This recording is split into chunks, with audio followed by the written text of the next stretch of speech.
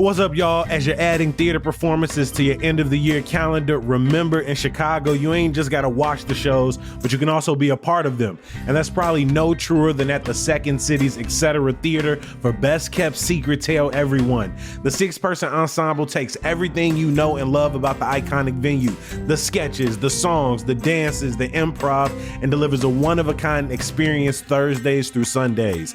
Tickets are available now at secondcity.com. This episode is brought to you by Mubi, a global streaming service dedicated to elevating great cinema. Starting today, catch the streaming premiere of The Substance. Demi Moore delivers a career-best performance as an A-lister past her prime, transformed by a mysterious drug into a gorgeous 20-something played by Margaret Qualley. It's a deliriously entertaining and spine-tingling masterpiece. You can start streaming The Substance and more for 30 days free at Mubi.com/CityCast.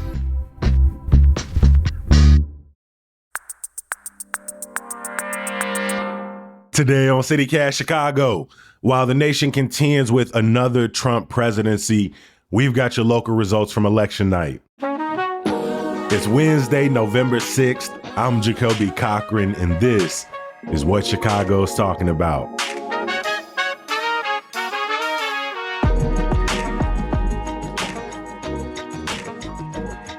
I'm joined by executive producer Simone Ali-Sayed. Good morning, Simone. Morning, Jacoby. Joined by our producer, Michelle Navarro, bright and early at 5:30 a.m. on the mic. What's up, Michelle? Good morning, Jacoby. When we did our run through yesterday, so that we felt prepared to start recording bright and early at 5:30, we all assumed that the race was going to be extremely too close, the presidential race, to call at this time. However, it looks like while votes are still being counted, the Associated Press has called the presidential race for Donald Trump. Illinois, unsurprisingly, went for VP Harris. Simone, get in here, man. What's your reaction to this news? I would say cynicism is at an all-time high is kind of how I would put it.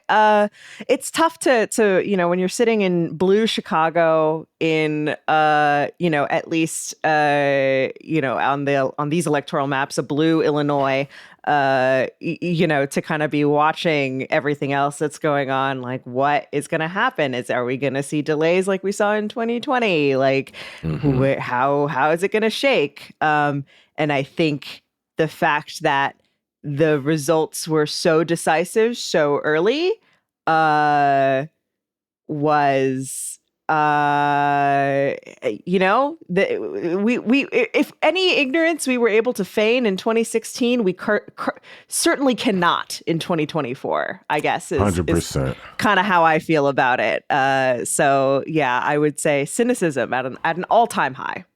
No, I'm with you 100% on there. I not only sit inside of all of those bubbles you just named, but even further, very closely linked to like leftists in Chicago, organizers in Chicago. And so inside of my bubble, I was seeing a lot of videos of increasing amounts of young people going out to vote, increasing amounts of long lines in wards and districts that tend to vote overwhelmingly Democratic. And again, like we saw, we knew Chicago, we knew Chicago's large blue bubble, and the blue bubble of Cook County would largely carry Illinois.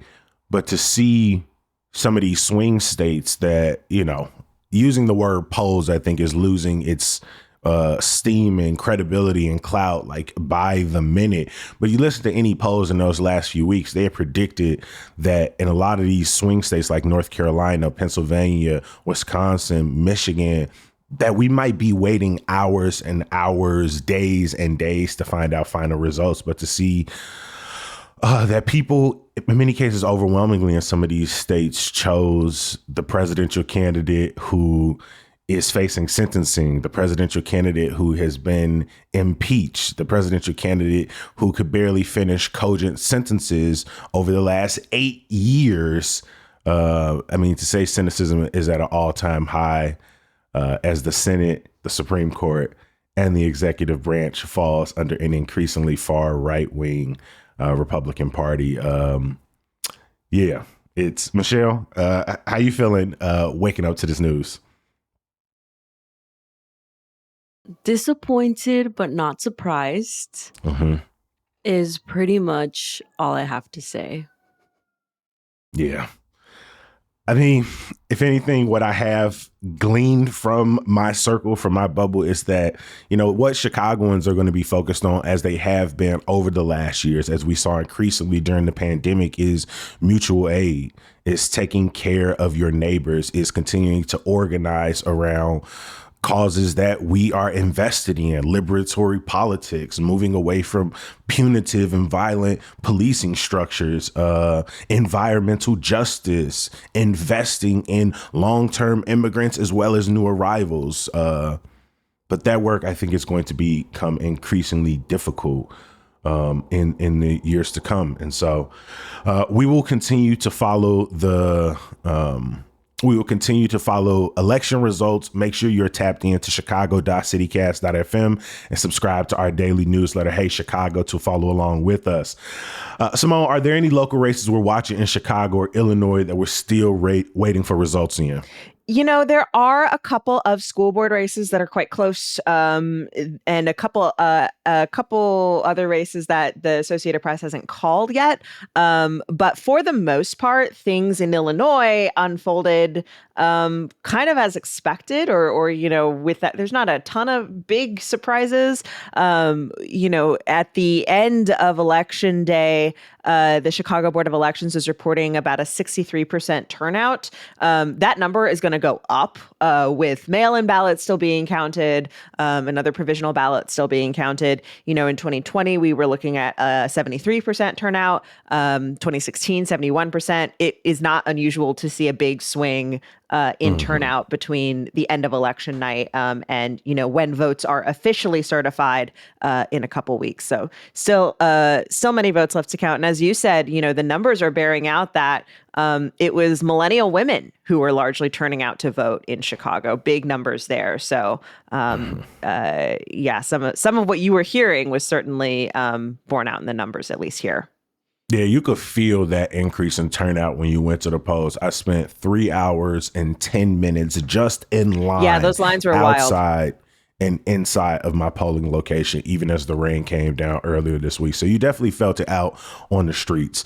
Let's move on to the results, y'all. And while it may have been on the back of page 1 on our ballots, I think the races we're most interested in, and we have spent a hell of a lot of time previewing and talking about in the last few weeks, is the school board races, because of course this is the first time Chicago has even had them. Michelle, can you remind folks how this hybrid school board election works? Yeah, so there's a total of 10 districts. One person from each district is elected. Mayor Brandon Johnson appoints the other 11, and they take office in January. The board votes on things like the budget, the power to hire and fire the CEO. They weigh in on disciplinary issues and generally direct overall policy. The entire school board had resigned, and Johnson appointed a new board within the last few weeks, which is kind of one of the reasons why we had been kind of talking about the school board for a while. And so now we've been kind of looking at some of the more competitive races. Simone, let's start with you on District 4. How did that race shake out? Yeah, so this was a race that certainly the text messages were relentless. I got them constantly, all the time. The district covers Uptown, Lakeview, parts of Lincoln Park, Roscoe Village, and that race had attracted 6 candidates, more than $600,000 in the various campaigns. And Ellen Rosenfeld has emerged as the winner in this race. Rosenfeld has worked in the CPS Central office. She is a parent. She is also a former educator. And she did benefit from spending by the Illinois network of charter schools who paid for ads opposing one of her opponents, Karen Zachor. And then Rosenfeld also benefited from some money from another pro-charter school PAC. As far as sort of what that actually means for how she might vote on specific policy. For example, one thing that she was asked by the Sun-Times, BEZ, and Chalk Beat Chicago was about keeping CPS CEO Pedro Martinez, and she supports keeping him in his place, which again kind of runs counter to what we believe the mayor wants based on reports. Similarly, does not support the district taking out a high interest loan to cover a budget gap, also something that the mayor has pushed for. And those two issues, we believe, led to kind of the drama you described, Michelle, on the school board of, the resignations and then reappointments. And now we've got this election happening. Rosenfeld overall, I would say, is one of the candidates who is really focused on student outcomes. And sort of that is the thing that's driving her policy positions when it comes to finances and sort of overall kind of programming for CPS. Michelle, one other competitive race that we mentioned on the show was in District 10, which covers this really big swath from South Loop all the way down to the Indiana border on the south side. Who is kind of coming out ahead there? Yeah, so as of this recording, it is too close to call, but Che Reinfest Smith is leading by just over 1,000 votes. Like you mentioned, this is a large area that kind of reaches all the way down to the border of Indiana with a total of 89 schools. The closest candidate to him is Karen Norrington Reeves. Both listed balancing the budget and improving achievement is kind of priority for both candidates, according to the Sun-Times WBEZ Chalk Beat School Board Voter Guide. Che Reinfest Smith wants to prioritize neighborhood schools, having resources like nurses, librarians, quality art programs, counselors. He is a Grammy award-winning songwriter and recording artist, community advocate, former CPS parent, and he had some endorsement from a handful of aldermen, including like Alderman Andre Vasquez from the 40th Ward, Alderman David Moore from the 17th Ward, and like I said, a couple more. Karen Norrington Reeves wants to improve special education, supports charter schools, and CPS CEO Pedro Martinez. She is a CPS graduate herself and CPS parent to students and graduates. She's also the chair of her local school council and was endorsed by the Illinois Network of Charter Schools Action PAC and U.S. Rep. Robin Kelly. She was also the one that raised the most campaign dollars in this district. Mm-hmm. Yeah, something we saw in the rhetoric surrounding the school board, something we saw emerge in the voter questionnaires, and as we saw emerge in the donations, it seems like this race the narrative was always going to be like the CTU Brandon Johnson candidates versus these Illinois Network of Charter School Donald Trump right-wing candidates. And the truth is that was a broad oversimplification. But like in my district, District 8, we saw the text messages and the emails get real saucy towards the end as both candidates were sort of pigeonholed as this is, what they represent. Surprisingly, at least to me, Angel Gutierrez easily won this race. I think at the last time I checked, it was the largest margin of any school board race, with him winning by over 28%, him winning with over 64% of the vote. Gutierrez brought in about $86,000 from the Illinois Network of Charter Schools. In his questionnaire, he says that he supports Pedro Martinez remaining as CPS CEO.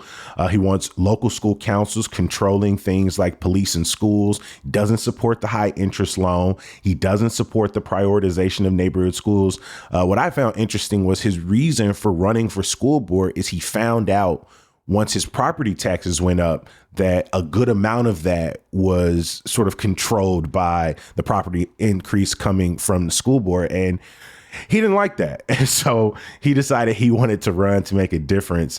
Simone, if we lean into this idea that there was a real dichotomy, which side could we say won overall?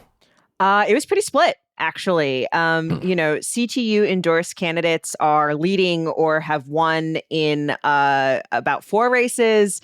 The Illinois Network of Charter School endorsed candidates, winning or leading. But then you also have then the remaining are sort of what you would call independent candidates who were not endorsed by the CTU nor received this PAC funding.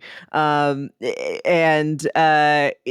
so I think this, on its face feels sort of a like, just a mixed bag, sort of a both sides and a mix of independents. I think the real thing that's happening here is, this dichotomy as we see it play out in mailers and texts is not really as stark when you actually get down to what candidates for school board really want. I mean, the fact of the matter is like when we're talking about schools, right? Everybody wants schools that are performing well. They want schools that have services for kids. They want schools that and they want to make sure that they're not going into crazy debt.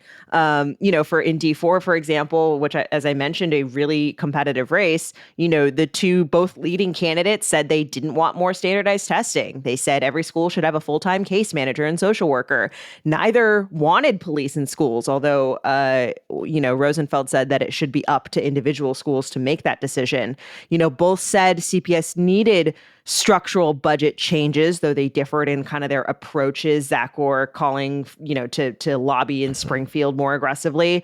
And both said they do support neighborhood schools, although the difference was on, Zach Orr said that, essentially that she doesn't think Chicago should open any more charter schools. And Rosenfeld said that charter schools are sort of a part of the ecosystem in CPS. And neither of them supports closing schools. So, you saw a lot of this in a lot of the districts where you drill down on the specifics, there's a lot more overlap. And so I think all of this, I think is a good thing. I think it is sort of what advocates for the school board would have wanted, sort of when it comes down to the business of actually governing. It will be interesting to see, how that then shakes out once Johnson appoints the 11 other members, here in a bit. No, 100%. That was my thought as you were breaking it down, is based on what the electorate picked, we seem to have got a mixed bag, but given Johnson's at sometimes very clear and at others unclear agenda, and I don't mean that in terms of like, what he says on his face he wants for education, but in terms of his most recent moves, like, does he support CPS CEO Pedro Martinez or not? Does he, how close are we going to get to a high interest loan or not? I wonder if, given we don't have any further clarity on those if those issues will largely drive his selection process. And so here are the names of who won in the other districts. In D1, the race is still too close to call between Jennifer Custer and Michelle Pierre, with just under 2K votes to count, but Custer leads currently. In D2, Ebony DeBerry. In D3, Carlos Rivas Jr. In D5, Aaron G2 Brown. In D6, Jessica Biggs. In D7, Yesenia Lopez. And in D9, Teresa Boyle is leading among the four candidates with 37% of the vote, but AP has not yet called this race.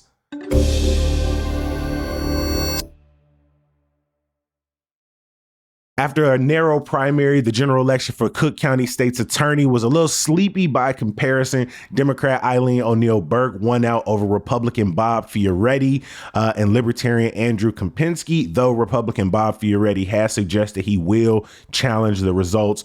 Simone, what does this mean for the office of the county's top prosecutor?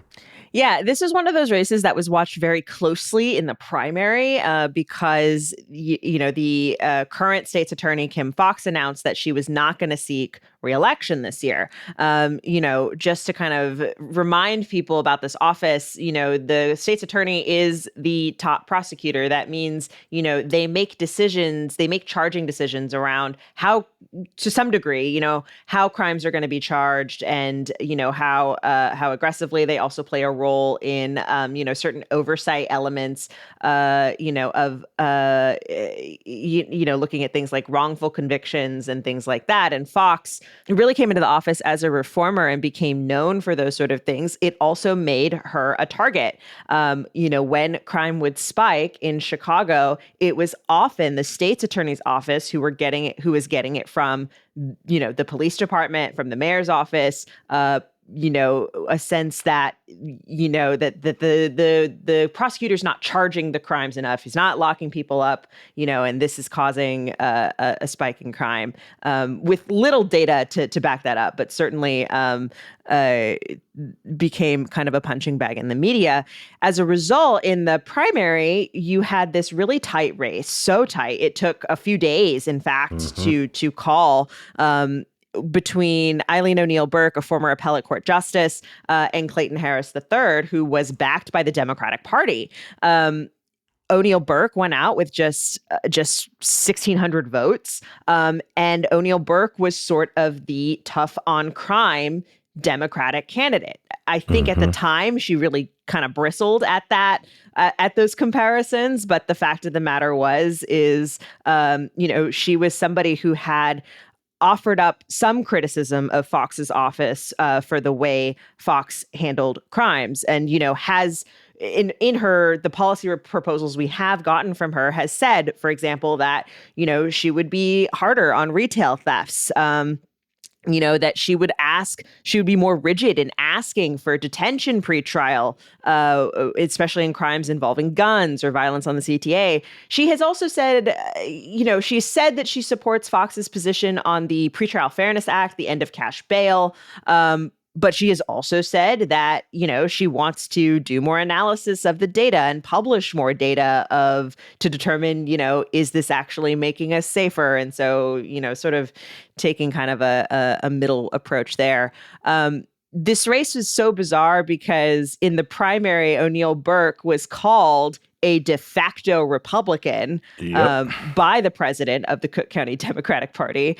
And she won out over Republican Bob Fioretti, who used to be a Democrat. So to whatever degree, party labels mean anything, I guess, is sort of what this race was about. 100%. I mean, this race in some ways was a reflection on this larger national split or schism in the party, particularly when you think around topics such as policing, topics around immigration. It feels like national Democrats are moving further right on that. You even heard VP Harris talk tougher in terms of a stronger military, more support for police, a stronger border policy, which many argue was to court more conservative voters. And during the race between O'Neill Burke and Harris, it felt like the same thing was happening in some respects, that Harris was trying to court more progressive voters, people who sort of believed in some of the policies of Fox, even as criticism stood there. And Burke, on the other hand, was moving at least in a more skeptical, more critical fashion, really trying to separate themselves, running under, as you said, more of a tough on crime label. Definitely, of course, in the Chicago race, pushing back on this Republican label. But again, I think we've seen both at the local and the national level around conversations on policing, some Democrats have moved further right. We see it playing out amongst our alders as some older aldermen in Black wards, Latino wards are asking for more police, asking for more strategy. And so it shows that particularly around these issues, there has never been and is never a one size fits all inside the Democratic Party. But it does seem that there's a growing rift there. And I'd argue that we've seen this triangle of criticism in Chicago of the mayor, the chief of police, and the top prosecutor. And during Kim Foxx's tenure, she was often as we said, we was often the target of much of this criticism. But I think, given Snelling's position, given O'Neill Burke's position, I do think Johnson is going to be the person who receives most of the public snark and criticism when data points aren't reflective of these short-term improvements in crime statistics. And so I'm really interested to see how she continues to position herself moving forward. As predicted, it was a night largely won by incumbents in our congressional races, which means it was a good night for Democrats who already hold 14 of Illinois' 17 seats in the U.S. House. Michelle, Republicans did try to flip one district in particular. What happened in District 17 around Rockford? Yeah, after a close race, incumbent Democratic Rep Eric Sorensen wins the 17th district. Republican challenger Joe McGraw, a former judge, hoped to turn the seat red for the first time since 2012. McGraw received high-profile support, including from House Speaker Mike Johnson. What about over in the 13th, where early on it looked like Republicans might have had a chance to flip it? What's happening there now? Yeah, Rep. Nikki Budzinski is currently leading with about 53% of the vote as of this recording. That leaves Joshua Lloyd with 47%. The veteran was backed by District 12's Rep. Mike Bost. I think something that was interesting was that Democrats spent about 5 times more on ads than Republicans did in Illinois overall. And also kind of going back to Eric Sorensen, he won by a narrow margin in 2022, which I think gained a lot of attention and support. Yeah, they were really hoping to flip this seat. But I think the strength we continue to see amongst Illinois Democrats, I think, reminds people, because inside of our bubble, when we talk about things like gerrymandering, like long-term supermajorities, control, trying to work the electorate in a way that favors your party, and our bubble that is often charges leveled towards Republican candidates and the Republican industrial complex. But Illinois, as a site of Democratic control from the governor's office through the state house in Congress, it shows that, like, power mechanics are the tools of whoever is in power. And Democrats have largely, going back to the days of Illinois' most powerful politician, Mike Madigan, have done everything they can to secure their power moving forward. It does look like, it feels more like sort of the national level. The margins are closing a little bit. I looked back at like Obama's win over John McCain in 2008.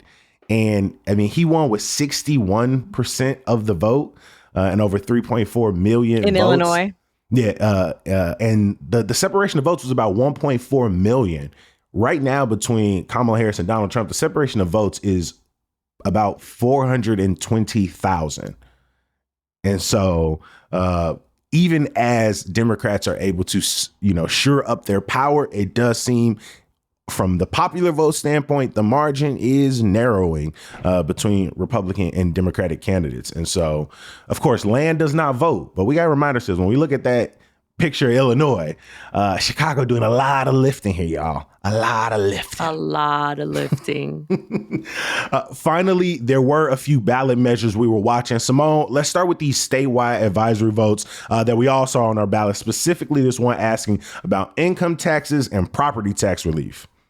Yeah, so this one, I'm going to read the language specifically. So it reads, should the Illinois Constitution be amended to create an additional 3% tax on income greater than $1 million for the purpose of dedicating funds raised to property tax relief? Voters said yes, resounding yes, with about 60% of the vote as of this recording said, yeah, that sounds great. I love property tax relief. Please lower these property taxes.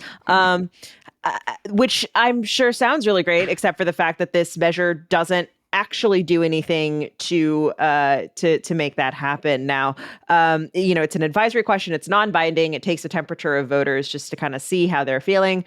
The General Assembly could act on this. The proponents of this, of putting this on the ballot, have pointed out that Illinois has a sort of property tax relief fund. There's just no money in it. Maybe we could tax high earners, put some money in it. But it's sort of unclear as of yet to what degree the legislators in Illinois will take this up during the next session. Mm-hmm. I mean, last time they tried their hand at like a graduated income tax, it failed with a whole lot of money spent behind the initiatives. And so it makes sense why we have like a non-binding. People are sort of testing the waters of the electorate for like for increased taxes on somebody. Like, oh, do y'all want this? Oh, yeah. All right. So what if we try to make this a thing? Oh, well, I guess that extra millions of dollars that come in to fight that might have might pose opposition. So we'll see what what state reps do with this information. There were 2 other statewide advisory questions, which again are non-binding, but the General Assembly might choose to take them up in the next session. One was coverage for IVF, whether IVF and other medically appropriate assisted reproductive treatments should be covered by insurance plans that cover other pregnancy benefits. And folks voted yes with about 73% of the vote, which again, think about the split we saw in other places across the state to see these overwhelming numbers, these large voter numbers for these statewide advisory questions. Says maybe we're more connected on some issues, protecting election workers. If candidates on Illinois ballots should be subject to civil penalties if they interfere with an election worker's official duties. That passed with 89% of the vote.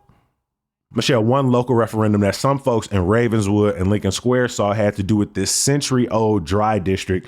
There was a binding question asking if voters wanted to keep it alcohol-free. How did that swing? Yeah, so the majority of voters voted no, which means the ban of the sale of alcohol will be lifted. They voted no with about 85% of the vote.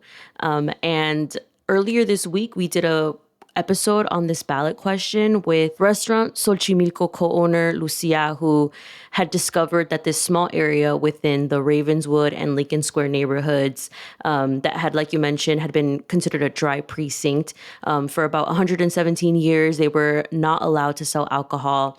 And this is kind of essentially back in the early 1900s. There was going to be an amusement park and people didn't want alcohol around it. That amusement park never got built, but the precinct remained dry. And so businesses in the area like Xochimilco and a small cheval that is planning to open in the area had been asking neighbors for weeks, knocking on doors, asking them to vote no. And so soon these businesses will be able to sell alcohol again, which is good for them because, that would, of course, raise their revenues in this way. And I think something that was really cool is that Kobe, when you were talking to Lucia, the co-owner, she mentioned she kind of walked us through the process of getting this on the ballot, and we were kind of surprised that it wasn't that hard. And so a little inspiration that if you ever do want to get something on the ballot, it is possible. Mm-hmm. It's definitely easier at the precinct level. Where it looks like the vote was like 267 to 48, much easier than like a statewide, citywide, even worldwide initiative. But hey, the process from Lucia's perspective really connected with her neighbors, helped her meet other small business owners, and then ultimately they were able to succeed. And so, yeah, shout out to her and her husband. Which, under a new presidential administration might be a nice change of pace. Good thing to do. Another set of binding measures had to do with providing mental health services on the south and southwest sides via a property tax levy. That set of proposals is passing.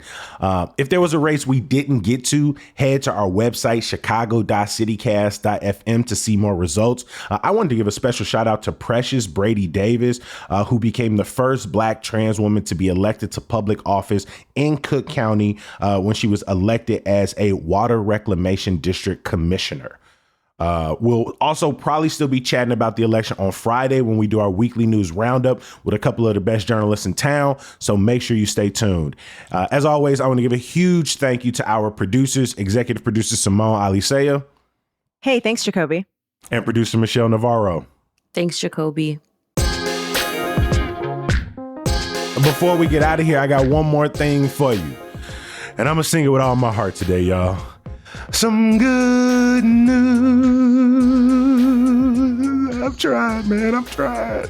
The 28th annual Filet of Solo Festival is back, celebrating the breadth of Chicago's enduring storytelling and live lit scene. Lifeline Theater brings together numerous solo performers and storytelling collectives for a 2-week multi-venue selection of powerful personal stories. I will drop a link in the show notes. This is a festival that I have performed in before. Some great homies are going to be performing all week. So again, I got a link in our show notes for you. As always, we appreciate you for listening, for reading. Hey, the world gonna keep spinning. We're gonna be back bright and early tomorrow. We'll talk to you then. Peace.